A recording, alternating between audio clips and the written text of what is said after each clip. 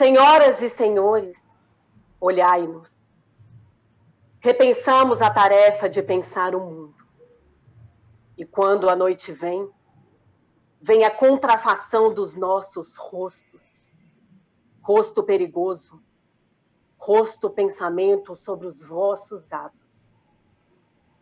Há muitos os poetas lembrariam que o homem não é para ser engolido por vossas gargantas mentirosas. E sempre um ou dois dos vossos engolidos deixarão suas heranças, suas memórias. A ideia, meus senhores, e essa é mais brilhosa do que o brilho fugaz de vossas botas, cantando amor. Os poetas na noite repensam a tarefa de pensar o mundo. E podeis crer que há muito mais vigor no lirismo aparente, no amante fazedor da palavra, do que na mão que esmaga. A ideia é ambiciosa e santa. E o amor dos poetas pelos homens é mais vasto do que a voracidade que vos move. E mais forte há de ser, quanto mais parco aos vossos olhos possa parecer. Zélia, existe mesmo mais vigor no amante fazedor da palavra do que na mão que esmaga?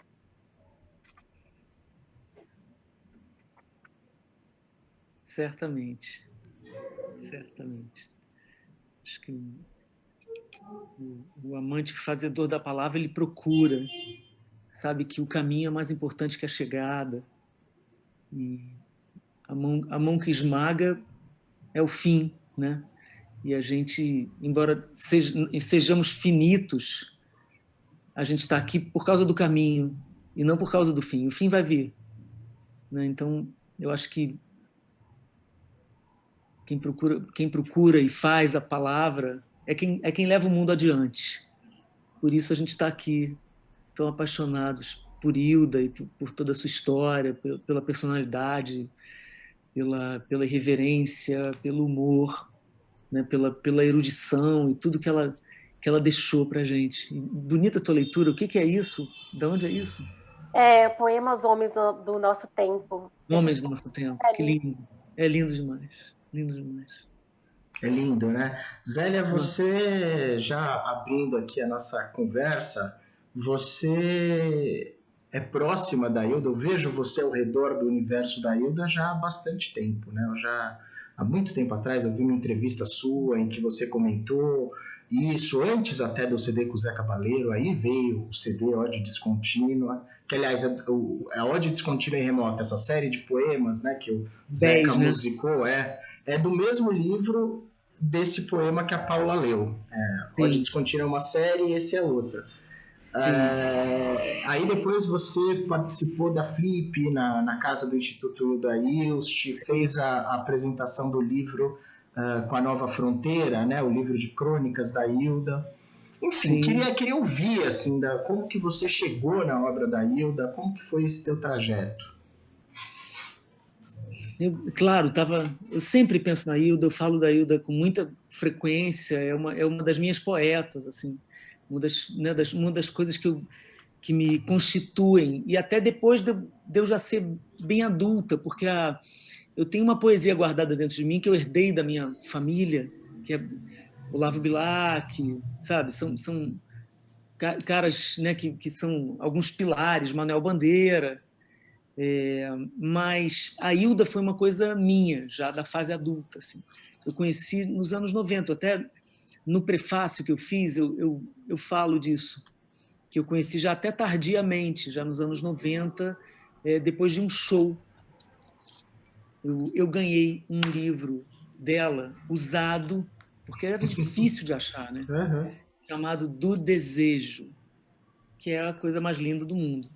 Se eu abrir assim, né? Porque eu digo sempre isso, poesia é como oração, né? Eu não tenho religião, mas eu me ajoelho para a poesia e rezo para os poetas e, né, como dizia Santo Agostinho, quem canta reza duas vezes. Então eu estou sempre rezando através das palavras dessas pessoas, né?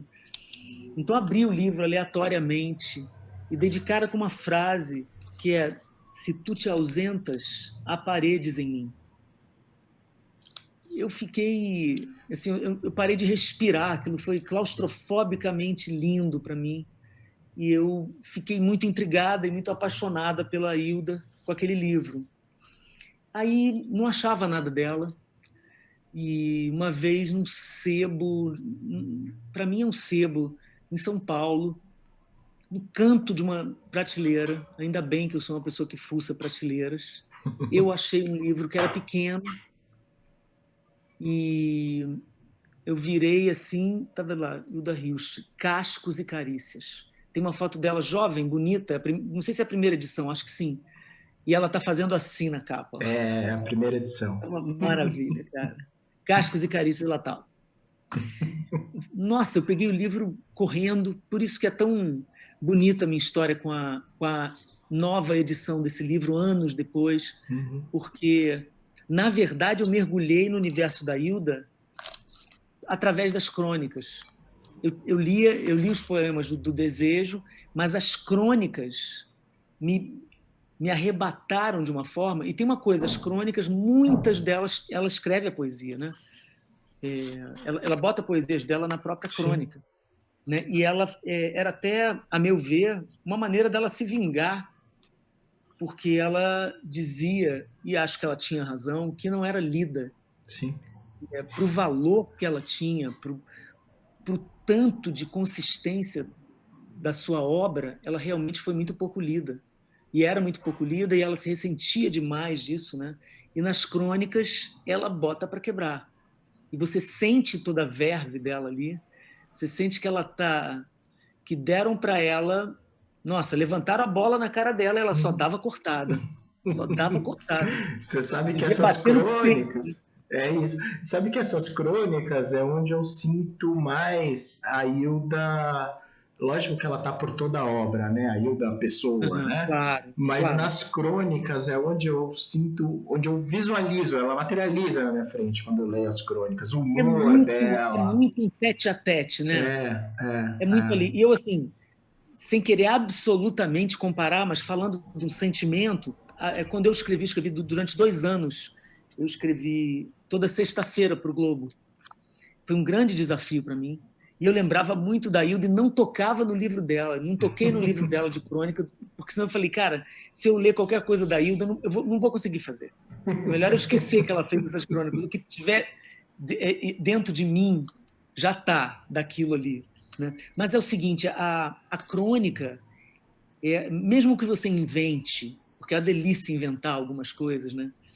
É muito próximo, né? É você. Né? Eu não estou com meu violão, não estou com meus músicos, eu não estou no palco, é você. Então, só que, assim, no caso dela, embora ela era muito honesta, eu acho, nas crônicas, no que ela estava sentindo, né? Tanto que eu até marquei umas coisas aqui, sei lá, para a gente ler de repente, que ela diz: nossa, é horrível fazer crônica, realmente é horrível fazer crônica, esse negócio de ter um texto certinho, né? É horrível. Aí outra vez ela diz: eu não aguento esse negócio, vocês querem que eu fique aqui falando de coisas boas e animando vocês? Como é que alguém pode ser otimista depois de Auschwitz, depois do Vietnã? Como é que alguém pode ser? Né? E aí ela vai te trazendo para a realidade, mas tem crônicas extremamente engraçadas, extremamente engraçadas.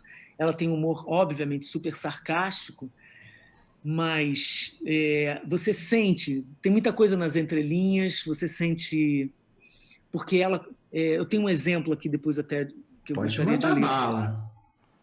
que é porque ela começa muito rascante e de repente aquela poesia jorra. Não sei nem se ela tinha muito controle, sabe? De repente ela fala do amor dela pelo que ela faz e até mais para o fim da vida é muito triste porque ela diz que desistiu dos leitores, né? Ela tinha uma mágoa assim. E eu não conheci, infelizmente, né? Eu tinha vontade de dizer: Hilda, por favor, não faça isso. Nós estamos aqui, né? Porque ela dizia assim: você, meu raro e desatento leitor, né? Pô, não fala assim da gente, nós não somos tão desatentos assim, a gente está aqui olhando para você, é porque isso não se traduzia ao que eu entendo, você sabe melhor que eu, no dia a dia dela, né? Porque, pô, a gente precisa viver, então ela tinha dificuldades financeiras e se sentia pouco prestigiada. Ela dizia que as pessoas não, ela não tinha o feedback que ela queria e Sim, que o artista precisa, né? O artista precisa disso, né? Muito. sim, sim, Eu vou sim. achar que isso que eu estou te falando. Posso ler para vocês? Nossa, por favor, tá aí já? Tá aqui já. Não vou ler inteira. É só para esse negócio que eu falei para vocês, dela ser rascante, de repente ela jorrar um lado de poeta que era irremediável, né? Peraí que eu marquei aqui. Livro de verdade tem isso, né? Tem um monte de marcação, né? Os Eu da adoro. Hilda, pelo Você sabe, menos. eu não tô na minha casa. Então, eu catei os livros aqui. Eu tenho um livro no iPad, não sei o quê. Eu gosto mesmo é do livro. O meu livro em casa está totalmente marcado. Ele é um Você mapa marca também, né? Os livros, você total. rabisca Eu marco com post-its e com lápis. com lápis. Sublinho, Hilda, escrevo. a Hilda faz. Sabe o que a gente descobriu na biblioteca da Hilda, que é a biblioteca do acervo do Instituto, né? A gente descobriu mais de 300 mil intervenções da Hilda nas páginas da biblioteca particular dela. E tem É, tudo nesse material. ela comenta, Ela comenta, ela discorda do autor, ela briga. debocha do autor, ela tem Maravilha. poemas inéditos, tem desenhos, tem algumas exposições de desenhos da Hilda que ela até Eu já vi assina. tem alguns em livros, né? Tem. Mas é impressionante, assim, são desenhos que dialogam com o texto do livro. Tem um O que ela desenho, está lendo. numa edição do Freud, que é uma obra-prima, que é uma coisa Jura, vocês têm impressionante. que botar esse facímile ali, né? Vocês têm que editar esse negócio, A publicar. gente, esse é um das metas Imagina as espirituais do anotações Instituto. de Hilda num livro de Freud, gente. Pelo É uma amor de coisa Deus, a gente tem que fazer isso. impressionante. É uma coisa impressionante. E a gente fez uma live, tem um programa na Curadoria Ilst, que é o Quarentena na Casa do Sol com a Olga Bilenque. A Olga Bilenque é artista plástica, ela mora na Casa do Sol desde os anos 70 e está lá fazendo a quarentena dela, né? Ela tá morando lá. Ela mora lá há muito tempo Hum. e ela, enfim, ela faz parte, né, da gestão do instituto e tal, e ela é a que cuida do dia a dia agora em quarentena, né, lá. E ela fez uma live com uma pesquisadora do Rio que é especialista, mergulhou muitas vezes nessa marginalia, né, chama marginalia isso, né? Uhum. E fez um trabalho fantástico, assim, é um universo, essa coisa das anotações. Eu fico louco para ver as suas. Nossa, cara, que barato. Que bonito isso. Eu adoro fazer isso, mas saber que ela faz eu fico muito curiosa, porque eu tenho uma grande falha, eu nunca fui na Casa do Sol, né? É uma falha gravíssima, né? É horrível isso. Eu vou com certeza, deixa acabar isso tudo. Assim É que uma das coisas que eu passar, quero fazer por mim. Não sei por favor. se eu tenho um pouco de medo, é meio mitificado para mim, mas eu tenho, sabe, fico, caramba, como deve ser entrar, sabe o que eu vou sentir, Ah, mas né? passa, 5 minutos lá dentro, passa, você vai adorar. Claro. E eu vi pela televisão ela e o Zeca, na época do disco que o Zeca fez sobre ela, eles andando por lá. Foi quando eu conheci o Zeca, né? Porque eu liguei para ele, falei, Ah, cara, Conta essa você tá história. fazendo... Não, foi assim, eu não liguei, não. Eu vi na TV, eu fiquei louca. Falei, caramba, o Zeca tá fazendo um disco, eu não acredito, que coisa linda. Olha a Hilda, eu não conheço a Hilda andando, a Hilda falando. Aí naquele mesmo mês, eu fui fazer um programa, esbarro com o Zeca no corredor da emissora. Aí a gente se conhecia muito pouco, eu tinha sido apresentada para ele uma vez. Aí fui nele, cara. Fui nele e falei, Zeca, você vai fazer um disco com os poemas da Hilda? Ele, vou. Falei, cara, eu brinquei com ele, né? Eu falei, quanto é que é para cantar? Aí ele riu e falou, cara, você gostaria? Eu falei, você não está entendendo. Você não está entendendo. Eu preciso estar nesse disco. E aí foi lindo, porque deu um tempo, ele me mandou uma música que era a oitava, né? E o disco é lindo, né, Daniel? Nossa, o disco é uma obra-prima. Eu amo todas, mas a número 2, que é a que a Verônica Sabino gravou lindamente, eu vivo falando por aí, que é o Porque tu sabes que é de poesia minha vida secreta. Tu sabes, Dionísio, que ao teu lado, te amando, antes de ser mulher, sou inteira poeta. E que o teu corpo existe porque o meu sempre existiu cantando. Meu corpo, Dionísio, é que move o grande corpo teu. Ainda que tu me vejas, extrema e suplicante, quando amanhece me dizes adeus. É impressionante. Eu não aguento isso, cara, eu não aguento isso. Acho a coisa mais linda do mundo, assim. E isso é um pedacinho, é a unha do dedo mindinho, assim, da obra da Hilda, da beleza da obra da Hilda. E aí, enfim, cantei no disco, né? Ele mandou para mim a música, fiquei felicíssima, gravei com o Suami Júnior, um grande músico, e entrei para essa história desse disco. Aí, infelizmente, a Hilda partiu. Uhum.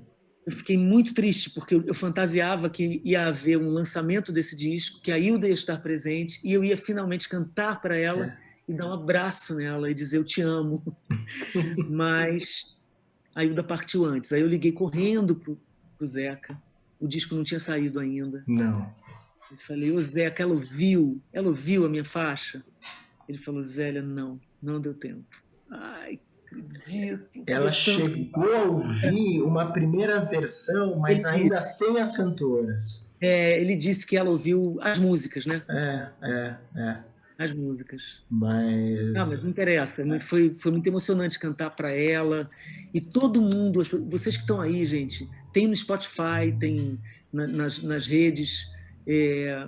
Bota lá, Hilda Hilst vai aparecer. São 10 músicas, com 10 cantoras. Tem Bethânia, tem Ângela Rorô, é uma tem coisa absurda. É Ângela lindo. Maria, Mônica Salmazo, Nausete, Olivia Byton, Rita Benedito, Jussara Silveira. Eu sou super fã de todas elas e desse disco. Eu acho um disco muito bonito, especial. Acho o Zeca muito inspirado e um disco pouco conhecido. É muito importante que a gente chegou a fazer um lançamento no Sesc Pompeia. Eu lembro que você cantou. Quem mais estava? Tava você. Eu Nausete, Olivia Byton. Isso. Acho que nós 3 só. Aí cantamos as músicas das outras cantoras que não estavam lá. Foi muito emocionante, assim. Eu fico passada com esse. Bom, quero. Vamos à crônica? Vamos, pode? São pedaços. Por favor. Não sei como é que está o nosso tempo, mas quero só um pedaço de uma coisa. Peraí. Não é esse. É tudo.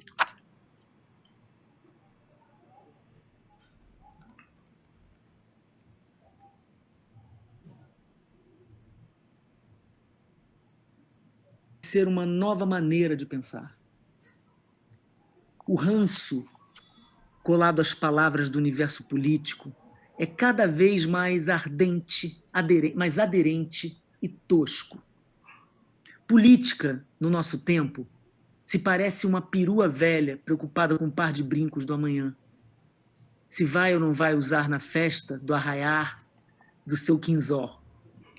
Direitas e esquerdas, ismos de todos os calibres, rótulos se desfazendo como as rendas no baú da vovozinha.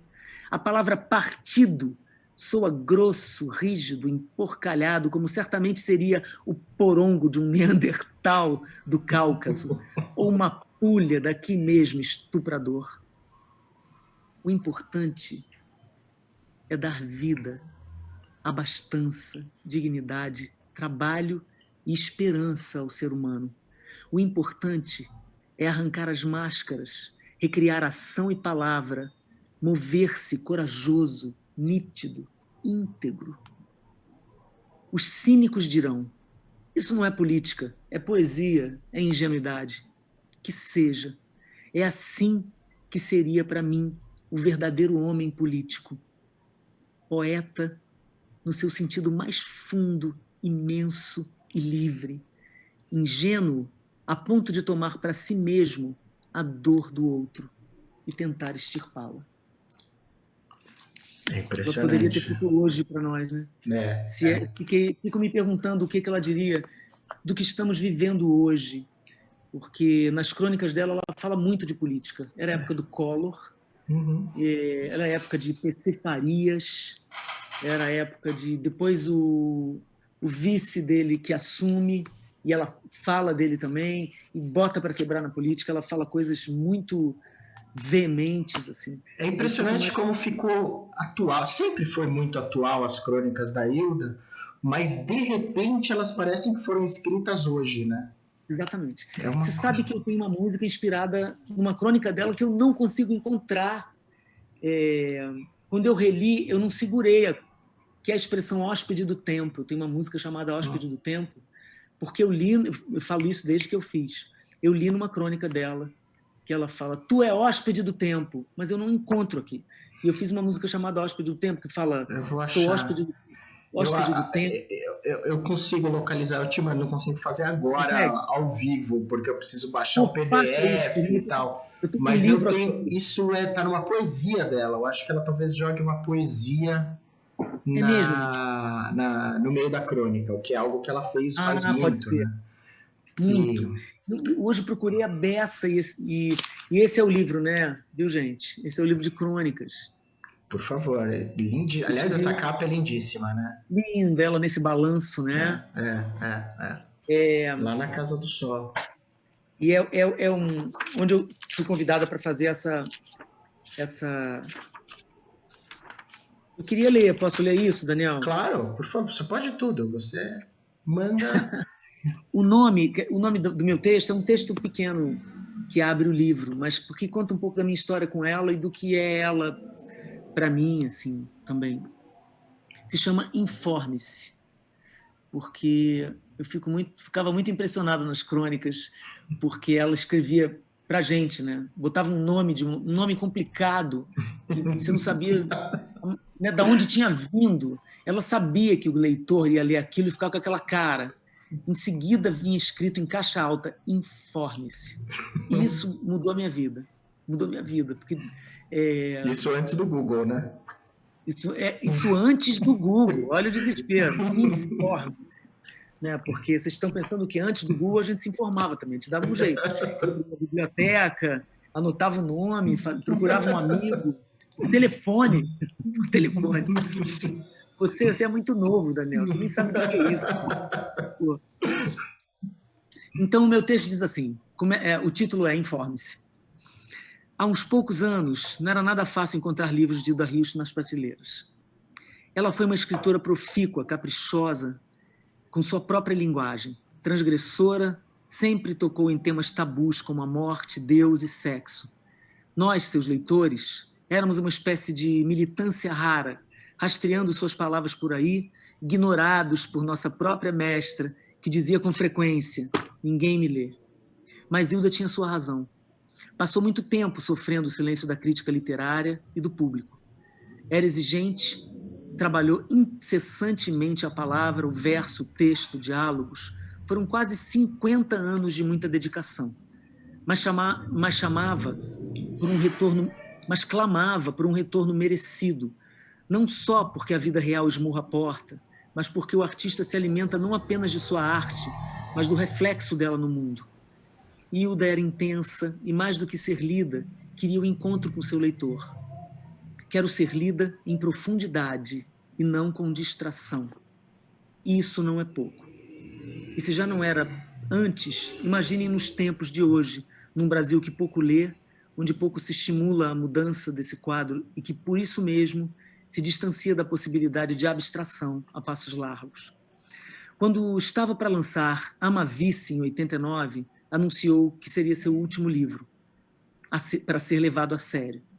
E o fato é que foi justamente nos anos 90 que Hilda passou a ser mais percebida e procurada por ter feito a tal declaração de que não escreveria mais literatura séria.